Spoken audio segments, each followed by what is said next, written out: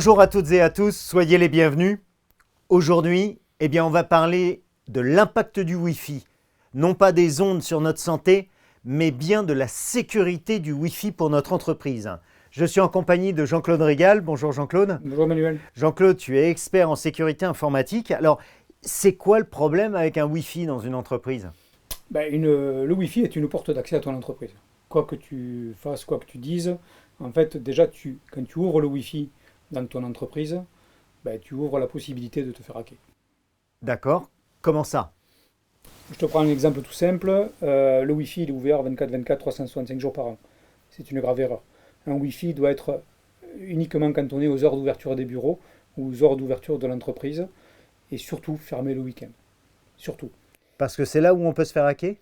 Je te prends un exemple tout bête, un hacker un peu costaud qui vient avec son ordinateur portable ou qui habite à proximité avec une bonne antenne peut avoir le temps, 24-48 heures, pour hacker ton Wi-Fi et pour entrer dans ton entreprise et te prendre des données. D'accord. Quels sont les autres points de vigilance à avoir sur notre Wi-Fi dans notre entreprise? Les autres points de vigilance aussi, on parle beaucoup de télétravail en ce moment, tu le sais. Ouais.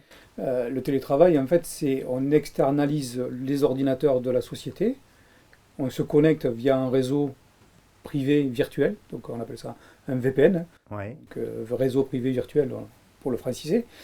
Mais si ton Wi-Fi chez toi, tu travailles de chez toi, de ton domicile, si ton Wi-Fi de chez toi n'est pas sécurisé, tu ouvres une porte d'accès directe vers l'entreprise.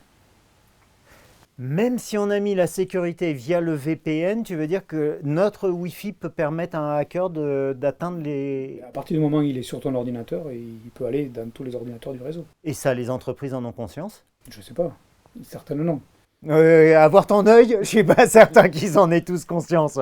Ouais, mais je suis pas là pour dire que tout le monde est méchant et tout le monde est... Voilà, c'est aussi le but de notre entretien. Mais voilà, de le prendre en considération. Ouais, tout à fait. Euh, sur un indépendant, par exemple, comme moi, hein, qui travaille tout seul, j'utilise moi ma box normale pour bosser. Je suis en train de livrer des informations sur moi, tout le monde va me hacker. Est-ce que je suis sécurisé?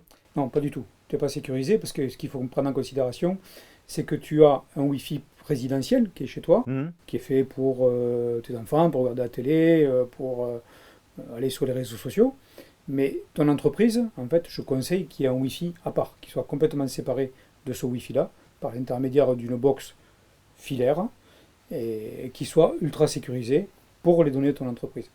Et ça, mon fournisseur Internet peut me le procurer? N'importe quel bon fournisseur d'informatique ou prestataire informatique va pouvoir te conseiller et t'aider à paramétrer tout ça.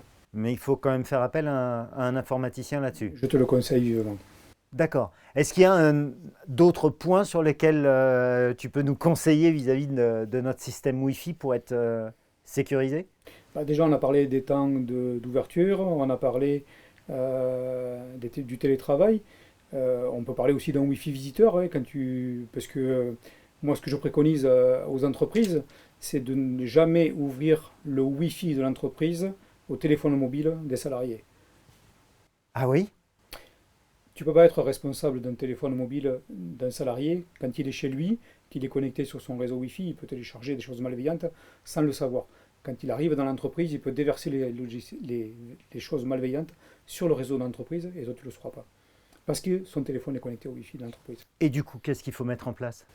En fait, il faut mettre en place du filtrage, ce qu'on appelle par adresse MAC. Alors c'est un peu technique, je suis désolé, mais ce filtrage-là permettra qu'aux gens qui sont identifiés avec des périphériques identifiés de pouvoir se connecter au Wi-Fi. Donc filtrage MAC dit informaticien. Voilà.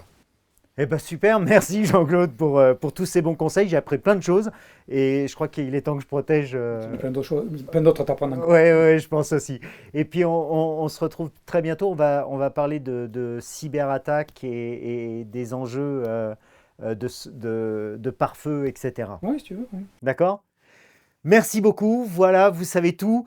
Votre Wi-Fi perso, ne l'utilisez pas pour le pro. Je crois que c'est ce que Jean-Claude a voulu nous faire passer comme message. À bientôt. Au revoir.